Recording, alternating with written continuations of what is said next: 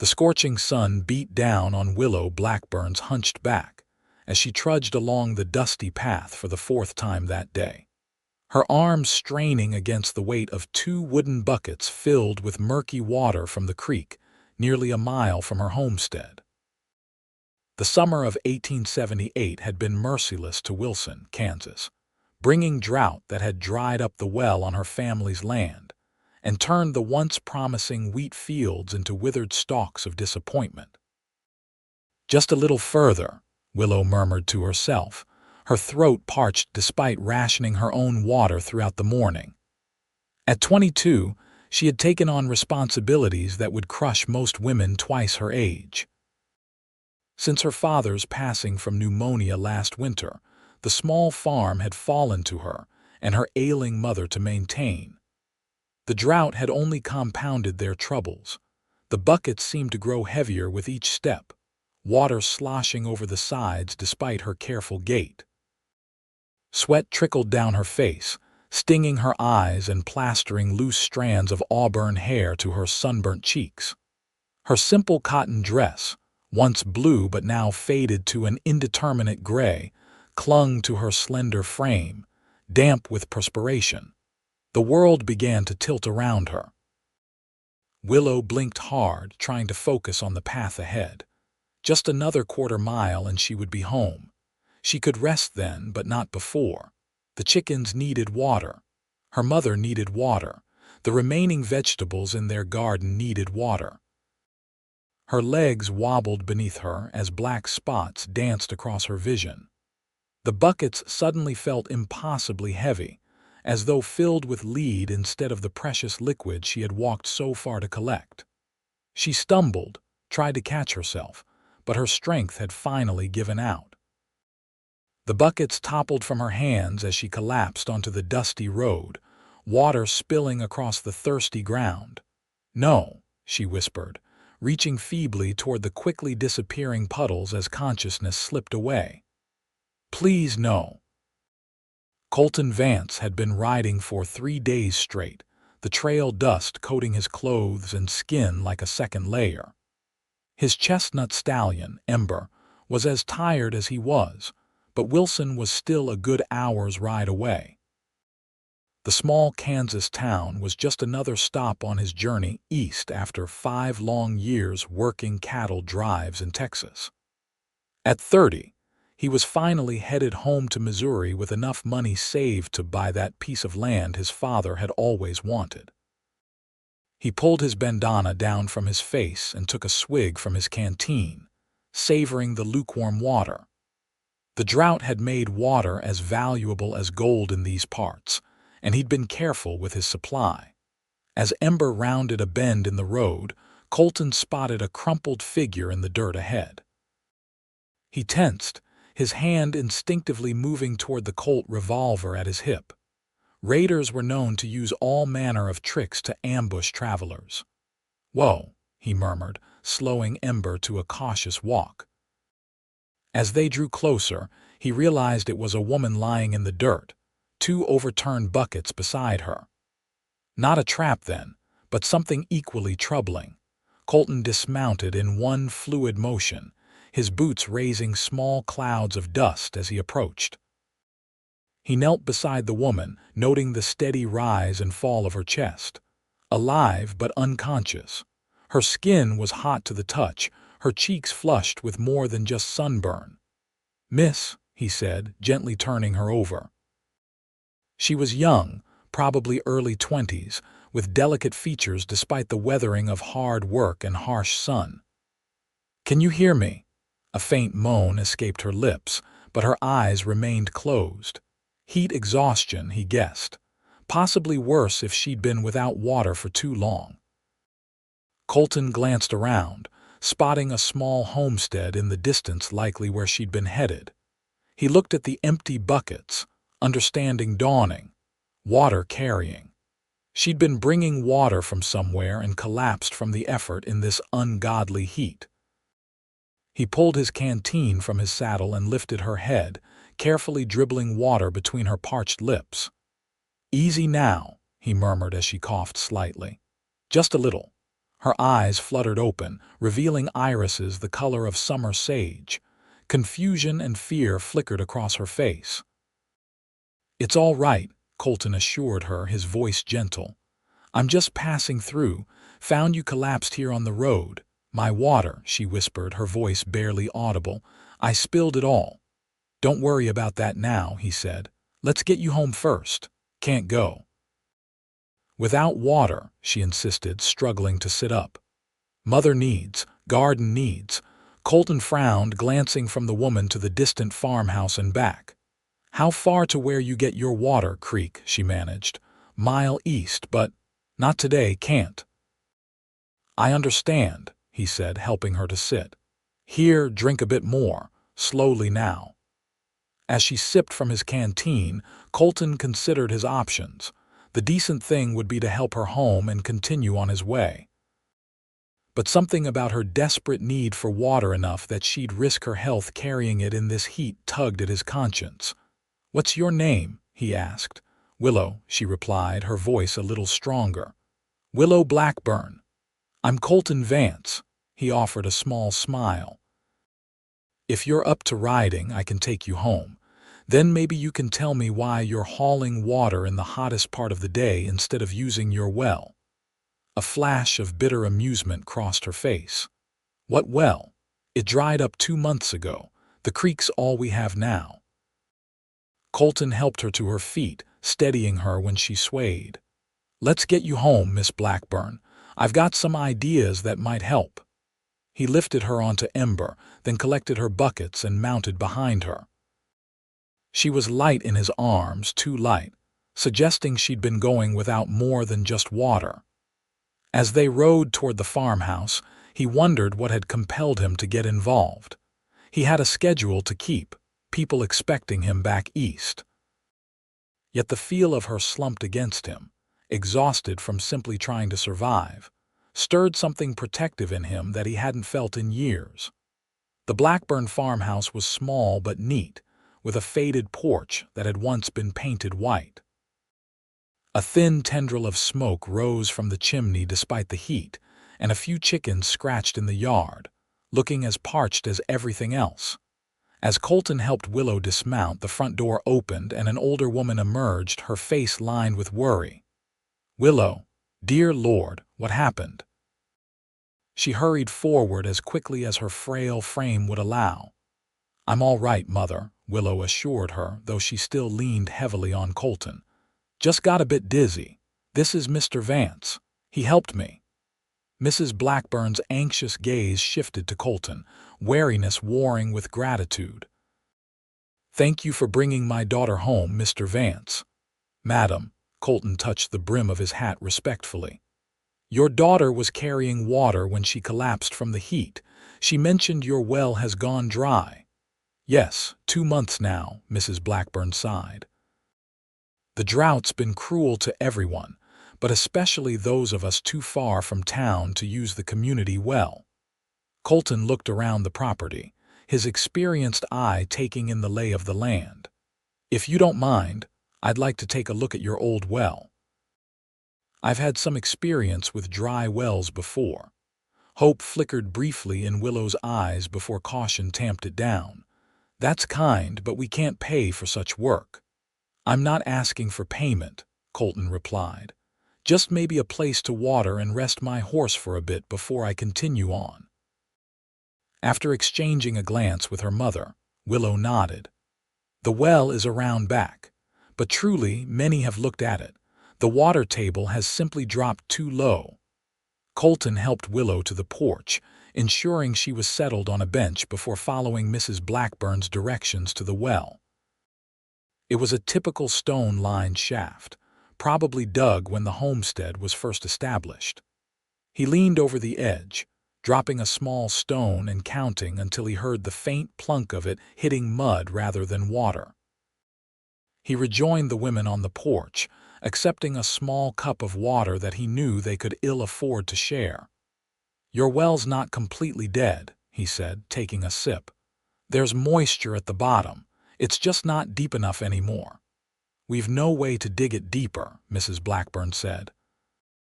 My husband would have known how, but since he passed, I could do it, Colton heard himself say, surprising even himself.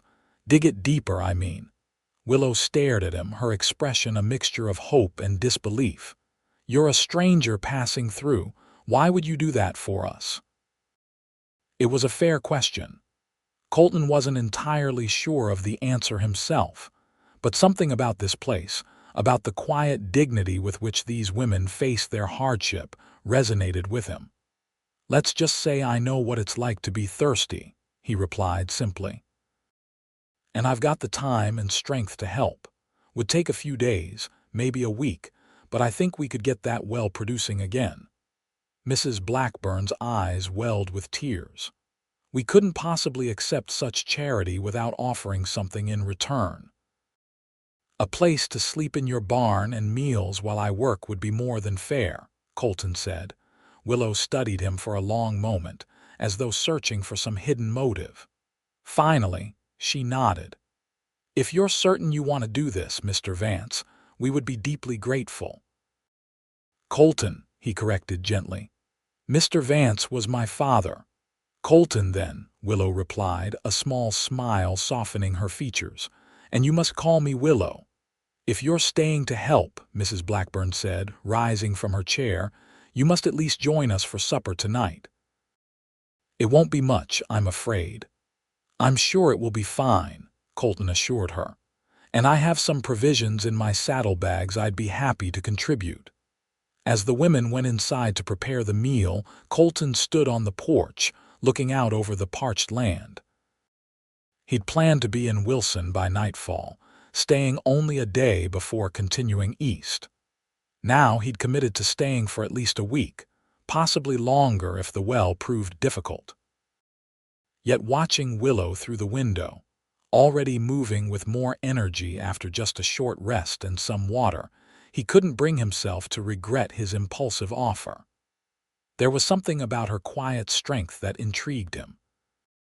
Something that made him want to ease her burden, if only for a little while. Colton tended to Ember, ensuring the horse had water and what little shade the sparse trees around the property could provide. Then he removed his saddlebags and bedroll, preparing to make the barn his temporary home.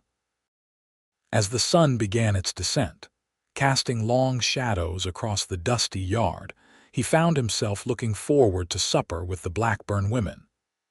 It had been a long time since he'd eaten at a proper table, longer still since he'd done so in the company of anyone he wasn't being paid to ride with. Perhaps this unexpected detour would prove interesting after all. Supper was indeed a simple affair, a thin vegetable soup with the last of a loaf of bread, but made more substantial by the dried beef, and coffee Colton contributed from his supplies.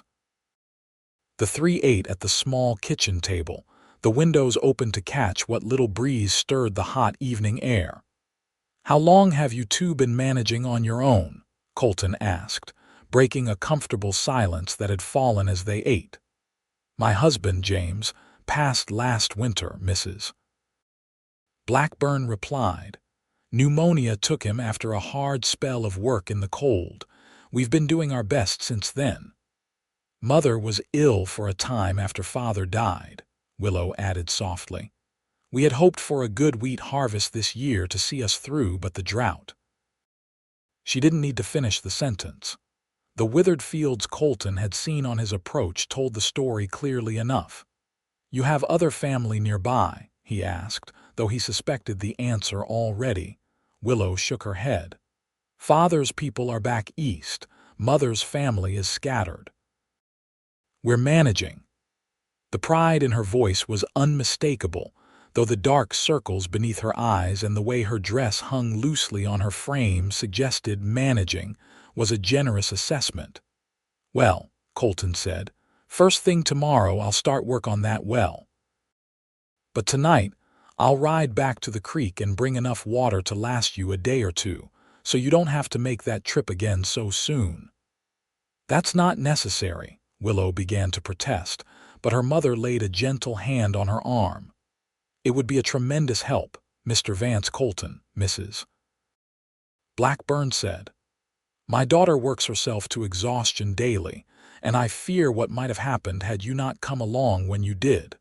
Colton nodded, not mentioning that he'd been thinking the same thing. If he hadn't happened down that road at that particular moment, Willow might have lain there until nightfall, or worse. I have some ideas about deepening the well, he said instead. I'll need to survey the surrounding area first, get a better sense of where the water table might be now. You seem knowledgeable about such things, Mrs. Blackburn observed. Were you a well digger before becoming a cowboy? Colton smiled slightly. No, madam, but my father was something of a water which had a knack for finding where to dig. He taught me a few things before I left home. Where is home? Willow asked, her first direct question to him since they'd sat down. Missouri originally, he replied. Small town called Riverdale, been gone nearly 10 years now, working mostly in Texas. Was headed back that way when I came through here. 10 years is a long time to be away from home, Willow mused. Colton shrugged. Didn't have much reason to go back until now. Parents are gone.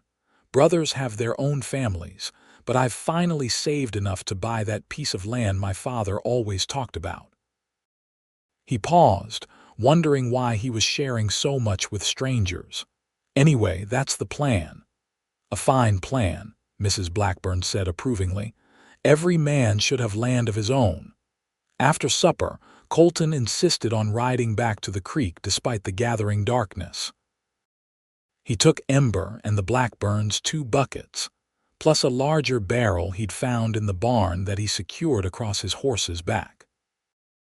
When he returned an hour later, he had enough water to fill their household cistern and water trough for the chickens, with some left for the small garden plot that was barely hanging on.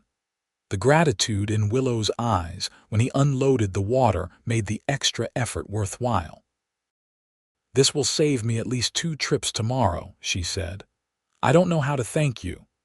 No thanks needed, Colton replied, securing the empty barrel back in the barn. Get some rest. Tomorrow we start on that well. As he settled into his bedroll in a clean corner of the barn later that night, Colton stared up at the gaps in the roof where stars peeked through.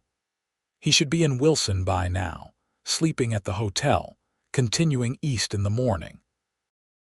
Instead, he was bedded down in a stranger's barn, committed to a week of hard labor in the brutal summer heat.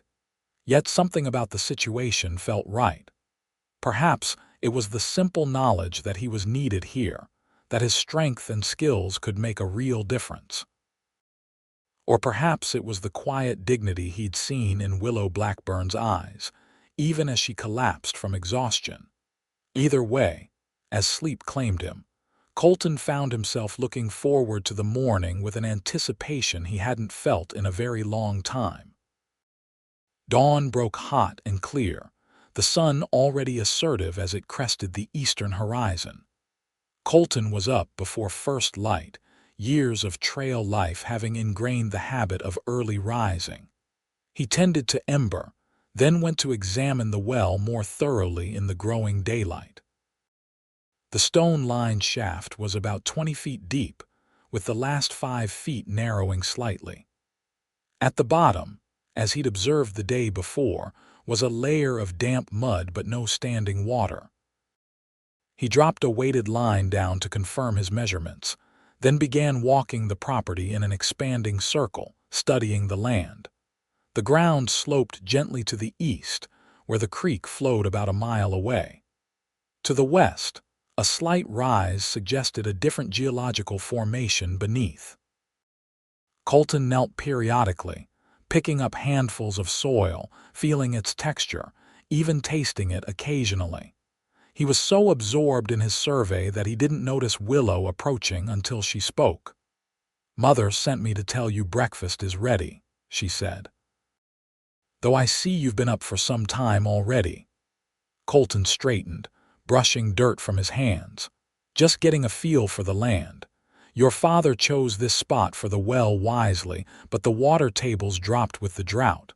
I think we need to go down another 10 feet at least." "Is that possible?" Willow asked, falling into step beside him as they walked back toward the house. "Challenging but doable," he replied. "The narrowing at the bottom may actually help less material to remove, but it'll be slow, careful work." Breakfast was simple cornmeal mush with a dollop of preserves, but Colton ate with appreciation, knowing how precious food was to the Blackburn women. "I'll need to ride into Wilson today," he said as they finished. "Need to pick up some supplies for the well work." "Wilson's a good 10 miles, Mrs. Blackburn noted. "Will you be back by nightfall?" "Plan to be," Colton confirmed. "Just need some specific tools, rope, maybe some lumber for bracing." "I should come with you," Willow said, surprising both her mother and Colton. "We need supplies as well, and I've been putting off the trip because of the water situation." Mrs. Blackburn frowned slightly. "Willow, is that wise after yesterday?" "I'm fine now, Mother," Willow assured her. "And with the water Mr. Vance Colton brought last night, you'll have enough for today. Besides, I know what we need and what we can afford." Colton considered the proposition. Having Willow along would slow him down somewhat, but it made practical sense. And it would give him a chance to learn more about the community he'd be interacting with for the next week. "If you're certain you're up to the ride, I'd welcome the company," he said. An hour later, they set off for Wilson, Willow riding her family's elderly mare, Daisy, while Colton rode Ember. The day was already sweltering, but a light breeze made it just bearable as they followed the main road toward town. "How long have you lived here?" Colton asked as they rode. "All my life," Willow replied. "My father claimed the land when I was just a baby. Said he wanted a place where he could see the horizon in all directions." "It's good land," Colton observed. "Or would be with adequate water." "It has been," she agreed. "We had good years until recently, even managed to put some savings aside. But then Father got sick and the doctor bills." She trailed off, then straightened her shoulders. "But we'll recover. The drought can't last forever." Her optimism in the face of such adversity impressed Colton. He'd known many men who would have given up under similar circumstances. "Tell me about Wilson," he said, changing the subject. "What should I expect?" Willow's expression lightened. "It's a small town, but growing. We have a general store, a bank, a decent hotel if you're still planning to stay there, and 2 saloons, though I'd recommend avoiding the one on the south side of the street." "Noted," Colton said with a smile. "Any trouble I should know about?" She hesitated. "There's been some tension lately. A new cattle company bought up a lot of land to the north. They're trying to control the water rights to Silver Creek. That's the larger creek that feeds into the one near our property. So far, the town council has resisted, but money talks," Colton finished for her. "I've seen it before. Big operations moving in, squeezing out the smaller ranchers and farmers." "Exactly." Willow looked surprised at his understanding. "The Thornton Cattle Company. They've hired some rough men, and there have been incidents." Colton nodded, filing the information away. It wasn't his fight, but it was always good to know the local conflicts when passing through a region. They reached Wilson by mid-morning. The town was indeed small, but showed signs of the prosperity that had come with the railroad a few years earlier. The main street was lined with wooden buildings, most 2 stories tall, with hitching posts out front and covered boardwalks. "I need to stop at the general store and the bank," Willow said as they dismounted in front of the mercantile. "Will you be getting your supplies here as well?"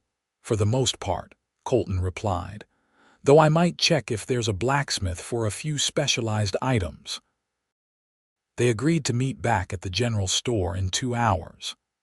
As Willow went about her errands, Colton purchased the materials he'd need for deepening the well coils of rope, a specialized narrow shovel, a winch mechanism, lumber for a safety platform, and various other tools. The shopkeeper, a balding man named Peterson, was helpful but curious. "That's quite a collection for a man passing through," he observed as he tallied the purchases. "Helping the Blackburn women with their well," Colton explained briefly. "It's run dry in the drought." Peterson's expression shifted to one of respect. "Good of you to do that. They've had it rough since James passed. Fine family. The town's tried to help where we can, but Willow's too proud to accept much." "Seems that way," Colton agreed. "Any chance there's a wagon I could hire to transport these supplies back to their place?" "My son can take you in our delivery wagon," Peterson offered. "No charge. Least we can do to help the effort." Colton thanked him and continued his shopping, picking up a few personal items as well as some coffee, sugar, and flour to contribute to the Blackburns' kitchen. He was just arranging for the delivery when the door opened, and 3 men entered, their spurs jingling against the wooden floor. The atmosphere in the store immediately tensed. Peterson's welcoming expression cooled, and other customers seemed to find reasons to move away from the newcomers.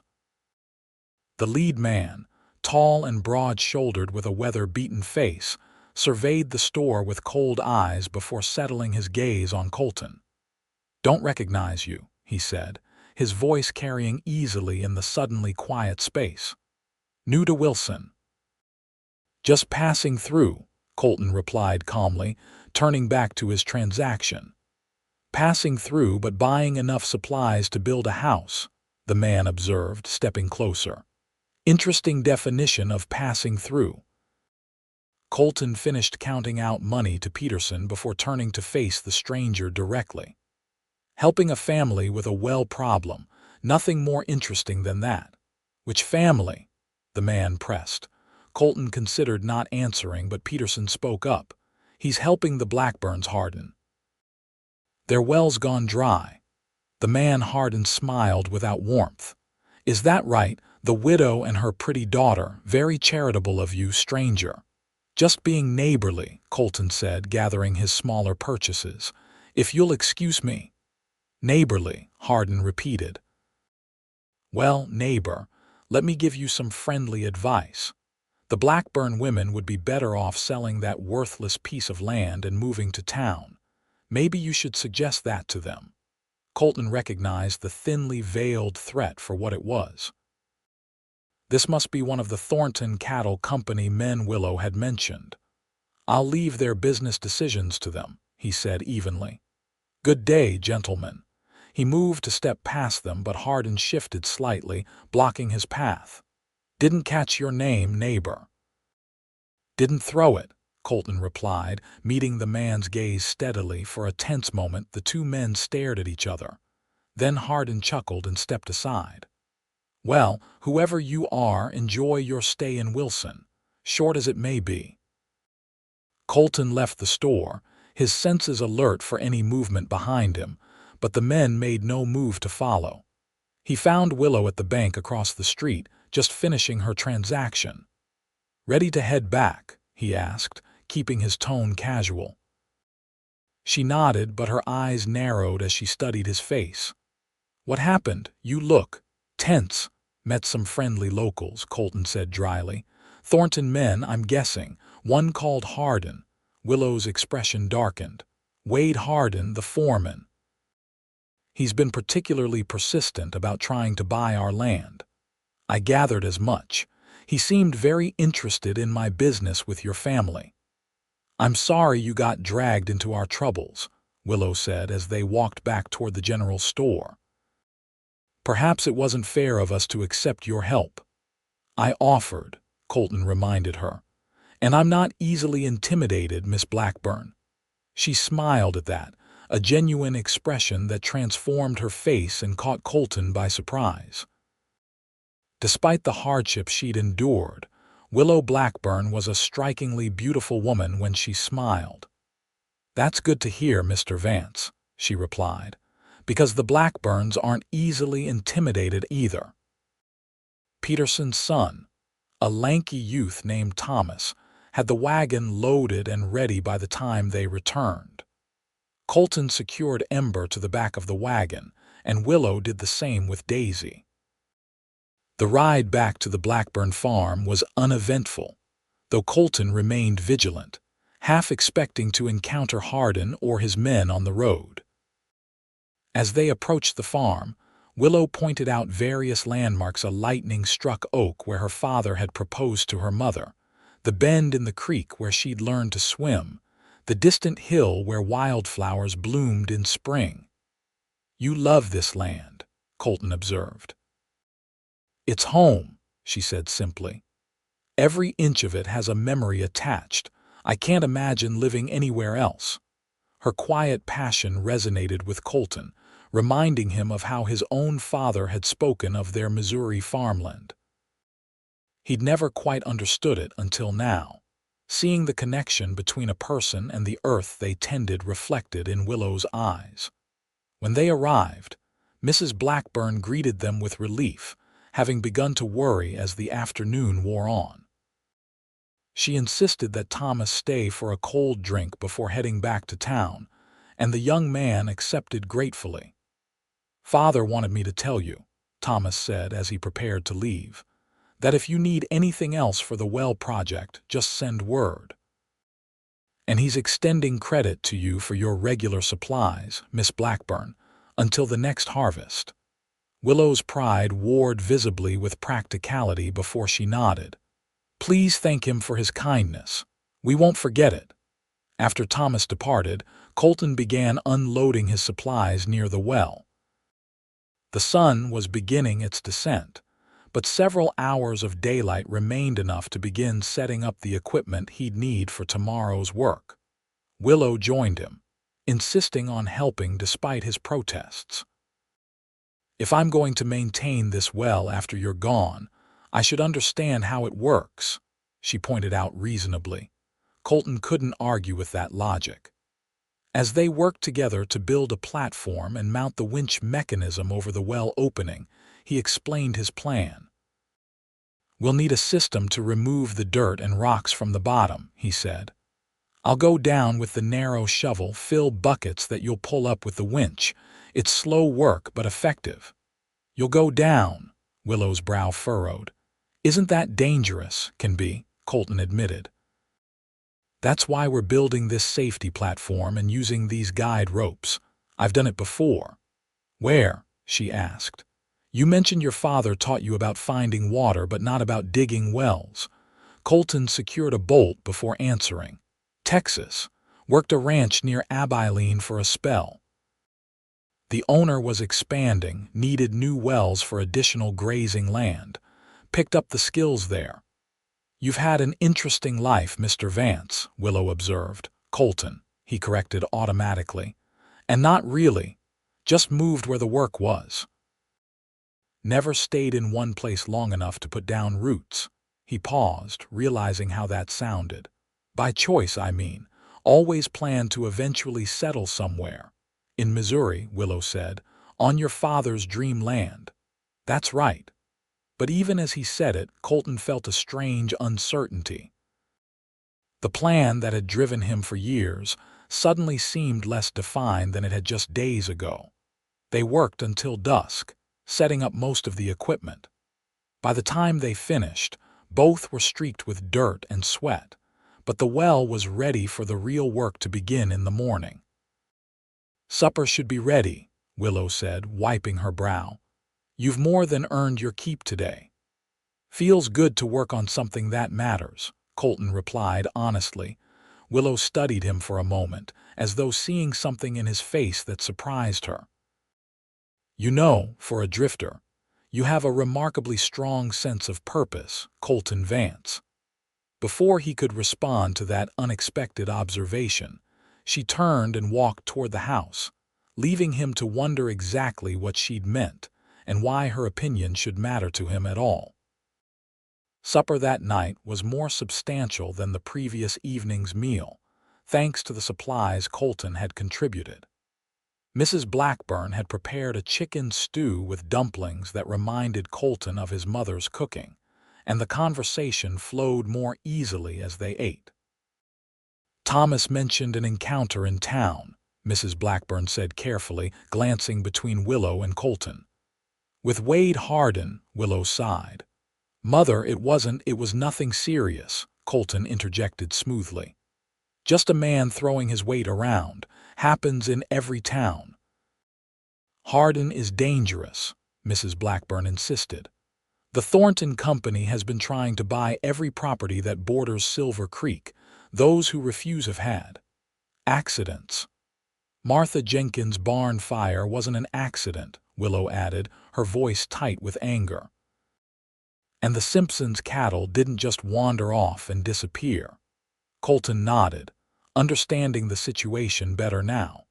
It was a familiar pattern, a large operation systematically eliminating competition for resources, especially water in drought-stricken regions. Have you considered selling? He asked, earning sharp looks from both women. I'm not suggesting you should, just wondering if you've thought it through. Mrs. Blackburn's chin lifted slightly. This land was my husband's life's work. It's all we have. And it's good land, Willow added firmly. The drought won't last forever. When the rains come back, our wheat fields will produce again. We just need to hold on until then. Which is why the well matters so much, Colton concluded. I understand, and for what it's worth, I think you're right to stand your ground. Relief softened Willow's expression. Then you don't think we're being foolish? Two women alone, refusing to see reason. Reason isn't always measured in dollars and cents, Colton replied. Sometimes it's measured in what you can live with. Could you live with giving up your home because some cattle baron intimidated you? No, both women answered simultaneously. Then there's your answer. Colton smiled slightly. And you're not alone, at least for the next week or so. After helping clear the table, Colton excused himself to check on the horses and prepare for the next day's work. The night was clear and marginally cooler, with stars blanketing the sky in a display that always humbled him. He was examining the well equipment one last time when he heard soft footsteps behind him. Mother's gone to bed, Willow said, approaching with a lantern in hand. I wanted to thank you privately. For what? Colton asked, straightening. For understanding about the land. Many think we're stubborn fools. She set the lantern on the edge of the well platform, and for not telling Mother about how threatening Harden really was today. Colton shrugged.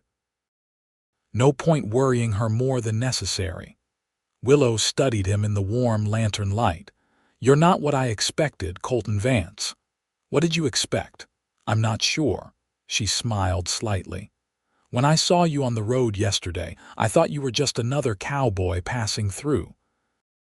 The kind who tips his hat, maybe offers a drink of water and continues on his way. That was the plan, Colton admitted, still not entirely sure why I changed it. Because you're a good man, Willow said simply. They're rarer than they should be.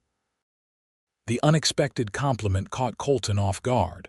He was saved from having to respond by a distant rumble of thunder.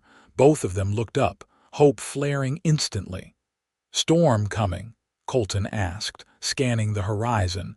Willow's expression fell slightly. Heat lightning, most likely. We've had several false alarms this summer. The clouds build, but no rain comes. As if confirming her assessment, a flicker of lightning illuminated the distant sky, but the air remained dry and still. Well, even if it doesn't rain tomorrow, we're going to make progress on this well, Colton promised. By this time next week, you won't have to haul water from the creek anymore. I believe you, Willow said softly. Good night, Colton. Good night, Willow.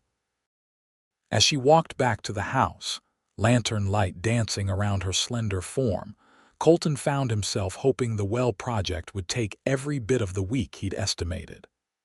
The thought of moving on so soon suddenly seemed less appealing than it had just days ago. Morning arrived with the same relentless heat, though clouds lingered on the horizon, teasing with the possibility of rain. Colton was up at first light, preparing for the well deepening. By the time Willow brought him coffee and a plate of Johnny cakes, He had everything in place. "How long before you go down?" she asked, watching as he made final adjustments to the winch. "Another hour," Colton replied. "Want to make sure all the safety measures are solid first."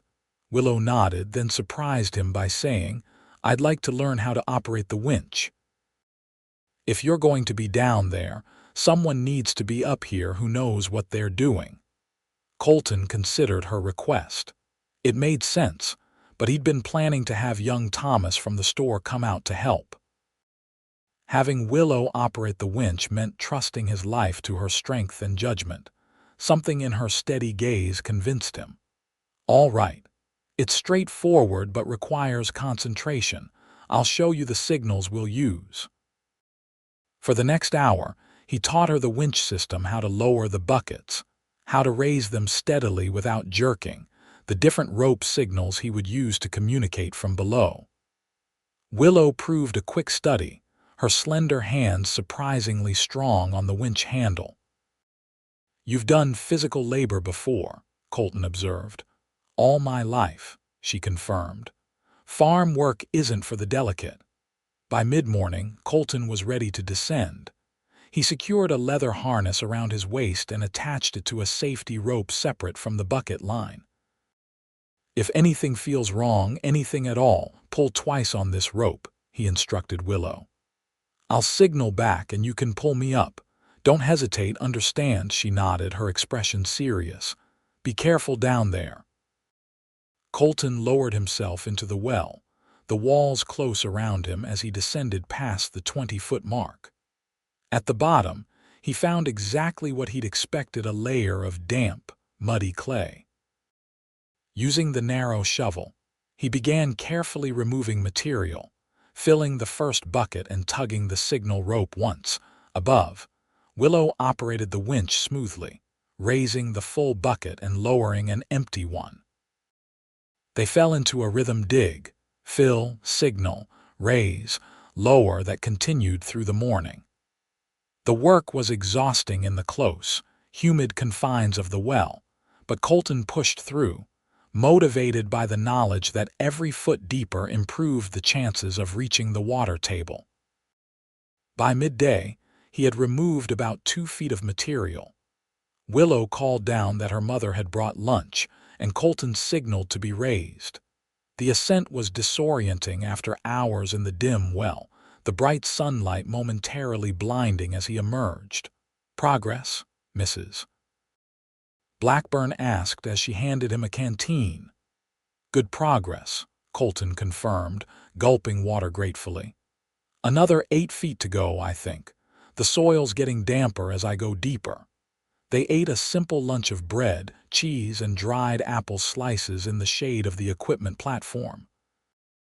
Colton was surprised to find he was enjoying himself despite the grueling work. There was satisfaction in the direct connection between effort and results, in knowing exactly how his labor would improve lives. "I can take over the winch this afternoon," Mrs. Blackburn offered. "Willow has garden work to attend to." "I'm fine, Mother," Willow protested. "The garden can wait."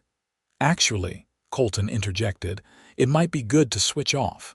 The winch work is more tiring than it looks." After lunch, he returned to the well with Mrs. Blackburn operating the winch. The older woman proved just as capable as her daughter, maintaining a steady rhythm that allowed Colton to make good progress through the afternoon. By sundown, he had removed nearly 4 feet of material in total. As he emerged from the well for the final time that day, grimy and exhausted, Willow was waiting with fresh water and a clean cloth. "You look like you've been wrestling mud demons," she observed with a small smile, handing him the cloth.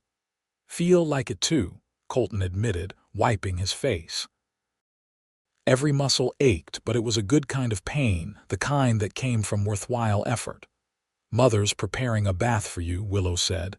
"We've heated water some of what you brought yesterday. You've more than earned it." A hot bath sounded like heaven. "That's very kind. Thank you." "It's practical," Willow replied matter-of-factly.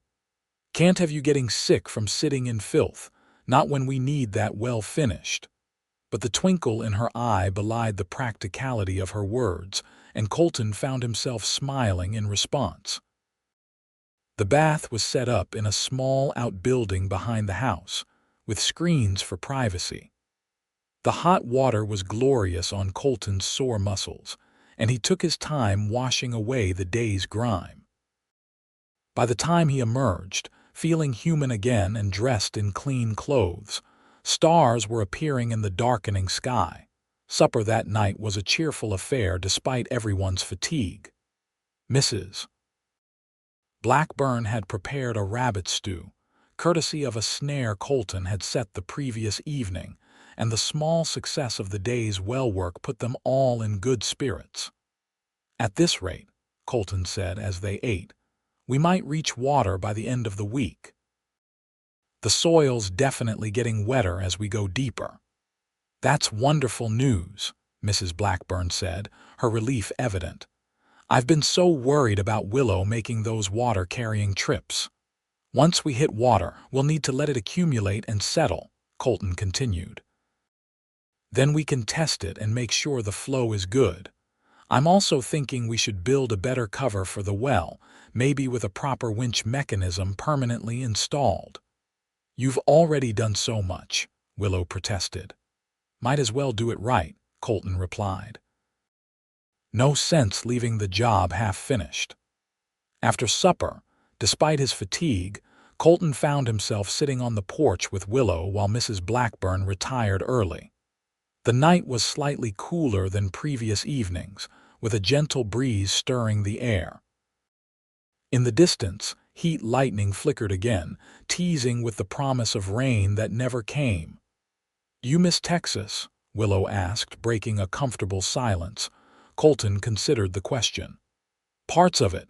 The big sky, the camaraderie on the cattle drives. But it's a hard life, always moving, never putting down roots. Yet you've done it for 10 years. It suited me at the time," he said. "After my father died, the farm went to my older brother. He offered to let me stay on, but—" Colton shrugged. "I wanted to make my own way. Prove I could succeed on my own terms." "And have you succeeded?" It was a simple question, but it gave Colton pause. By some measures, yes, he had money saved, skills acquired, experiences most men would envy. But sitting here on this porch, seeing what the Blackburn women had built and maintained together, he wasn't so sure anymore. "I'm still figuring that out," he admitted finally. Willow nodded as if his answer made perfect sense. "I sometimes wonder if staying here was the right choice. After Father died, we had offers from relatives to move east. Mother probably would have been more comfortable in a town, with neighbors close by." "Why did you stay?" She gestured toward the dark expanse of land around them. "This place is part of me. Every season I've watched it change. Every crop we've planted and harvested, every storm we've weathered. How do you leave something that's shaped your whole life?" Her words resonated deeply with Colton, though his experience had been the opposite, leaving rather than staying. Yet both choices were about identity, about determining who you were meant to be. "Your father would be proud," he said softly, "of how you've kept things going." In the dim light of the porch lantern, he saw Willow's eyes glisten briefly before she blinked away the emotion. "I hope so," she whispered. Impulsively, Colton reached over and covered her hand with his. The contact was brief, just a moment of shared understanding, but it sent an unexpected warmth through him.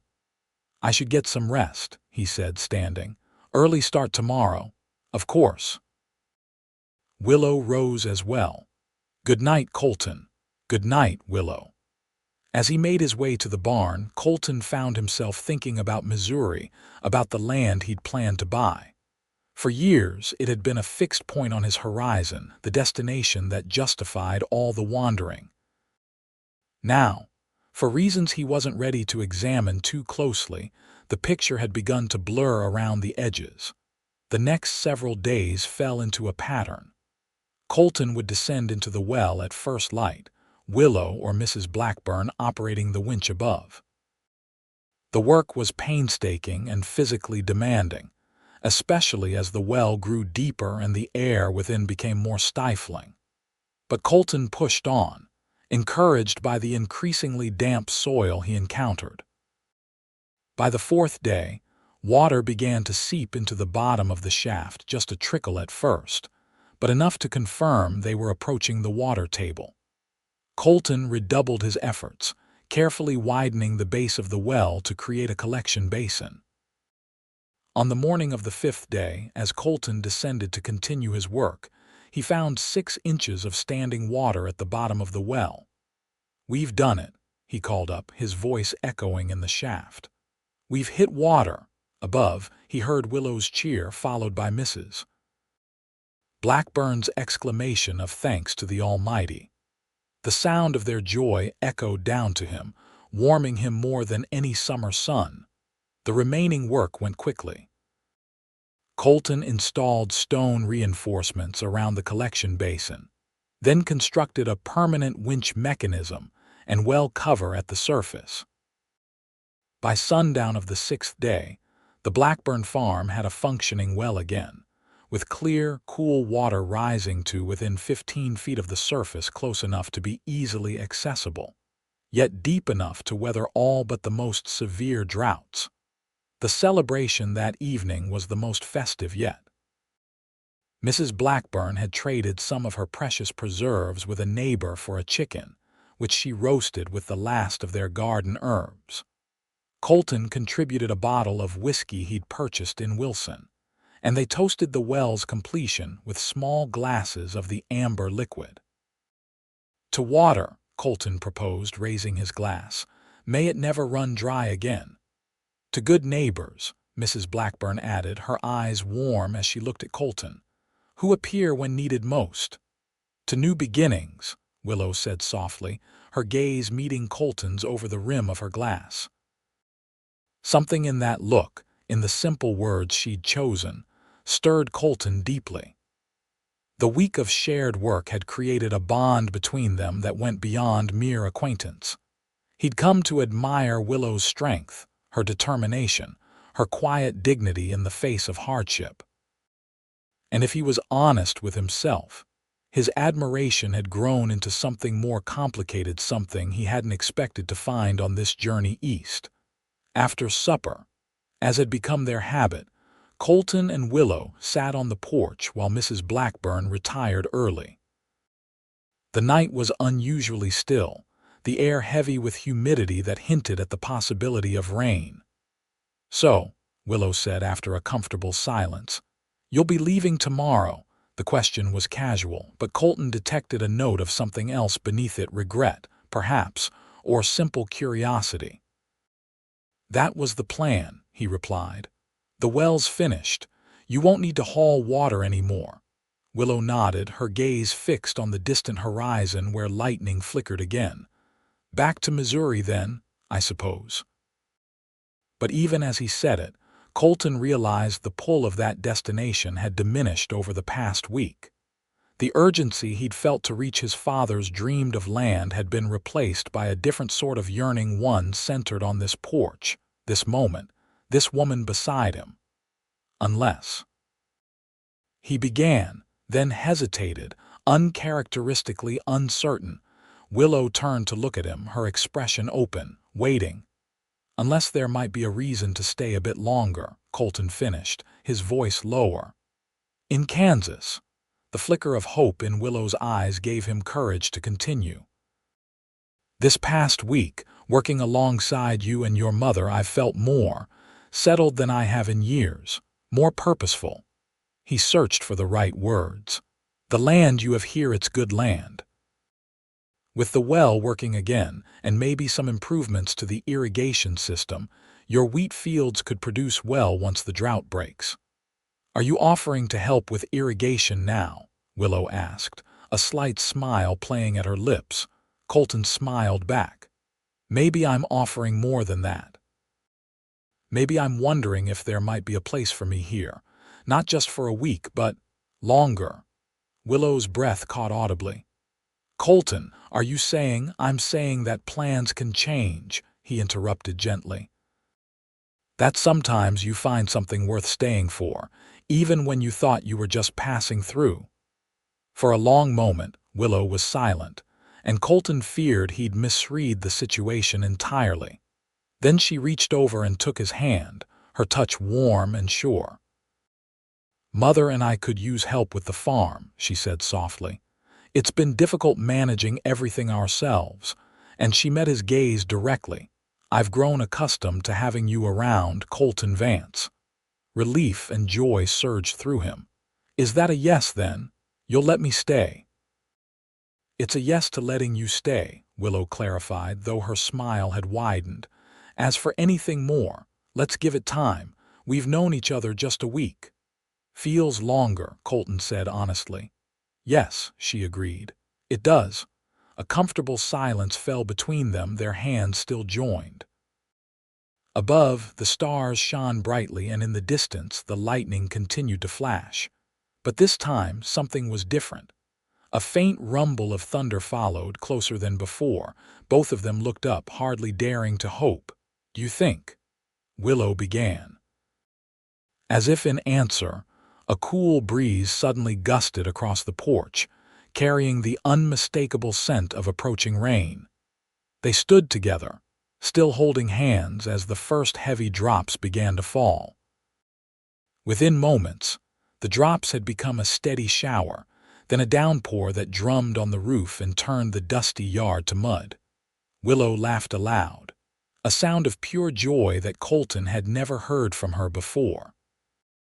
Without thinking, he pulled her into his arms, and she came willingly, her face upturned to his, raindrops spattering them both as they stood at the edge of the porch. "Perfect timing," Colton murmured, looking down at her rain-dampened face. "A new well and rain in the same week." "Maybe it's a sign," Willow suggested, her eyes bright, "of good things to come." "I believe it is," Colton agreed, and then, unable to resist any longer, he lowered his head and kissed her. Her lips were soft and tasted of rain, and she responded with a sweetness that made his heart race. When they finally parted, both slightly breathless, the rain was falling in earnest, a proper summer storm that would soak the parched earth and begin to heal the drought-stricken land. "Stay," Willow whispered, still in the circle of his arms. "Not just for a while, stay." And Colton, who had spent a decade drifting, always moving toward a horizon that seemed to recede as he approached, finally understood what his father had tried to tell him years ago. That sometimes the thing you're searching for is found in the most unexpected place, at the most unexpected time, with the most unexpected person. "I'll stay," he promised, "for as long as you'll have me." The rain continued through the night, a gentle, steady shower that soaked into the thirsty land. By morning, puddles dotted the yard, and the withered wheat fields had already taken on a faintly greener hue. Mrs. Blackburn's joy at both the rainfall and Colton's decision to stay was boundless. "The Lord works in mysterious ways," she declared over breakfast, "sending us both water and a strong pair of hands in the same week. It's a blessing, plain and simple." Colton spent that day riding the boundaries of the Blackburn property with Willow, getting a better sense of the land and discussing improvements that could be made. The creek that had been Willow's water source was flowing more strongly after the rain, and Colton sketched plans for a simple irrigation system that could channel water to the fields when needed. "We'll need to be ready for when the rains really return," he explained as they paused on a small rise overlooking the eastern fields. "Proper irrigation could double your wheat yield in a good year." Willow nodded, her expression thoughtful. "Father always talked about irrigation, but he never had the time or help to implement it." "Well, now you have both," Colton said simply. The days stretched into weeks, and the weeks into months. The drought gradually eased as summer gave way to fall, with periodic rains replenishing the land. Colton threw himself into the work of the farm with enthusiasm, repairing fences, preparing the fields for winter wheat, and expanding the irrigation system as materials became available. The Thornton Cattle Company made one more attempt to pressure the Blackburns into selling, with Wade Hardin appearing at their door one October afternoon with a written offer that was simultaneously generous and threatening. "The price is fair," Hardin insisted, his cold eyes fixed on Willow. "More than fair, considering the condition of the place, but the offer expires at the end of the week. After that, we can't guarantee that accidents won't happen." Colton stepped forward, his stance relaxed but his eyes hard. "You should leave now, Hardin, and take your threats with you." "This isn't your fight, Cowboy," Hardin sneered. "That's where you're wrong," Colton replied evenly. "This is my home now, and we're not selling. Not now, not ever." Something in his tone, or perhaps the knowledge that the isolated women were no longer alone, gave Hardin pause. He left with a final warning, but the Thornton Company's interest seemed to wane after that. Rumors in town suggested they had turned their attention to properties further north, where resistance was less determined. As winter approached, bringing with it short days and long, cold nights, the relationship between Colton and Willow deepened. They worked side by side during daylight hours, then spent evenings by the fire, talking, planning, and gradually sharing the stories that had shaped them into the people they'd become. Colton wrote to his brother in Missouri, explaining his change of plans and asking him to sell the small plot of land he'd been saving to buy. The money, when it arrived, went toward new equipment for the farm and materials to expand the Blackburn house, to accommodate its new resident more comfortably. On Christmas Eve, with snow falling gently outside and Mrs. Blackburn discreetly retired to her room, Colton knelt before Willow in front of the hearth. "I know it hasn't been very long," he began, his voice uncharacteristically nervous. "And I wouldn't blame you for thinking it's too soon, but I've never been more certain of anything in my life." He reached into his pocket and withdrew a simple gold band, his mother's wedding ring, sent by his brother along with his blessing. "Willow Blackburn, will you marry me? Will you let me share this land, this life, with you for as long as we both live?" Tears filled Willow's eyes as she extended her hand. "Yes," she whispered. "Yes, Colton Vance, I will." They were married on New Year's Day in the small church in Wilson, with what seemed like the entire town in attendance. The drought had broken, the winter wheat was established, and the future, once so uncertain, now stretched before them full of promise. Spring came early that year, bringing lush growth to fields that had lain dormant during the drought. The irrigation system Colton had designed proved its worth, channeling the snowmelt and spring rains to where they were most needed. By summer, the Vance farm, as it was now known, though the Blackburn name remained on all official documents, boasted the healthiest wheat crop in the county. Mrs. Blackburn, her health improved with reduced worry and increased prosperity, took great pleasure in preparing the small bedroom adjacent to the kitchen as a nursery. For by the time the wheat was ready for harvest, Willow was expecting their first child. "A son, I think," she would say, resting her hands on her growing belly. "Strong like his father." "A daughter," Colton would counter, smiling. Stubborn like her mother, in the end they were both right. On a clear October day in 1879, exactly 1 year after Hardin's final attempt to force them off their land, Willow gave birth to twins, a boy and a girl, named James and Elizabeth after their grandfathers. The well that had brought them together continued to provide clear, sweet water, never running dry even in the hottest months. Colton would sometimes pause beside it, remembering the desperate young woman he'd found collapsed on the road, the woman whose determination had changed the course of his life. "Best detour I ever took," he would often say, drawing Willow into his arms. And she would smile up at him, her eyes still the color of summer sage, and reply, "Best collapse I ever had." Years passed, and the Vance farm prospered. The twins grew strong and healthy, joined in time by two more siblings. The Thornton Cattle Company eventually overextended itself and was sold off in parcels, some of which were purchased by the very farmers they had once tried to drive away. Colton and Willow worked side by side through it all, through drought and plenty, through sickness and health, through all the joys and sorrows that make up a life fully lived. The wandering cowboy who had once measured success in miles traveled found his greatest achievement in staying put, in building something lasting on the land that had called to him that hot summer day when he'd found a woman carrying water until she collapsed. And sometimes, on warm summer evenings, they would sit together on the porch of the expanded farmhouse, watching their children play in the yard while the sun set over fields of ripening wheat.